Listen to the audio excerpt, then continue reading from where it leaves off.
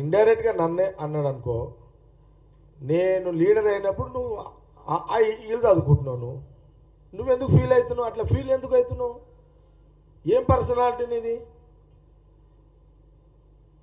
జగ్గారెడ్డి, రేవంత్ రెడ్డి, ఉత్తమ్ రెడ్డి, వెంకటరెడ్డి, మా పర్సనాలిటీల ముందు అదొక పర్సనాలిటీ. అదేమన్నా ఎందుకు ఫీల్ అవుతున్నావు? ఈటల రాజేందర్ నువ్వు ఎందుకు ఫీల్ అవుతున్నావు? నేను కౌన్సిలర్గా ఉన్నప్పుడు నువ్వు ఇంకా రోడ్డు మీదకే రాలేదు, ఇది చదువుకుంటున్నావు. నీకేం అంత అవసరమా నీకేమన్నా?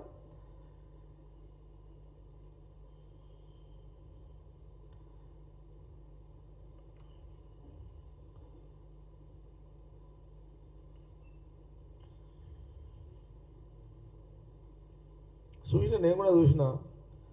అవును, జగ్గారెడ్డి రౌడీగా మాట్లాడుతున్నాడు అని బీజేపీలో ఏదో కామెంట్ కూడా చూసిన. అవును, రౌడీలకు రౌడీనైతా, గుండగాలకు గుండగానే ఉంటా, తిట్టేటోడికి తిడతా, మంచివాడికి మంచిగానే ఉంటా, చెడ్డోడికి చెడ్డగానే ఉంటా.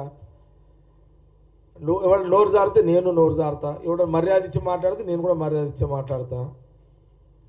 ఎస్, నువ్వు 1కి 4 సార్లు కాంగ్రెస్ ముఖ్యమంత్రిని అంటున్నప్పుడు బరాబర్ కాంగ్రెస్ పార్టీ నాయకుడు కార్యకర్త కౌంటర్ వేస్తారు. దాంట్లోకి అనుమానం ఏముంది దాంట్లో?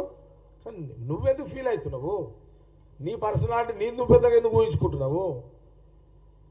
నాకు తెలియదా నీ కెపాసిటీ ఏంది, నీ పర్సనాలిటీ ఏంది? అసలు కేసీఆర్ అంటే పార్టీ పెట్టకపోతే నీ పర్సనాలిటీ లేదు. మరి అట్లా అంటే కేసీఆర్ అనేవాడు టీఆర్ఎస్ పెట్టకపోతే ఈటల రాజేందర్ ఎవరయ్యా? ఎవరతను? అచ్చా, నన్ను అంటారు అనుకో, కేసీఆర్ పార్టీ కాదు, నేను 19 ఏళ్ళకి అయినా. నేను అప్పటికి నేను 19 ఏళ్ళు అయినప్పుడు కేసీఆర్ కూడా నాకంటే పెద్దోడే. ఇంకా అప్పటికి ఆయనకేమి ఏదో ఆయన లీడర్గా ఉన్నాడు అంతే.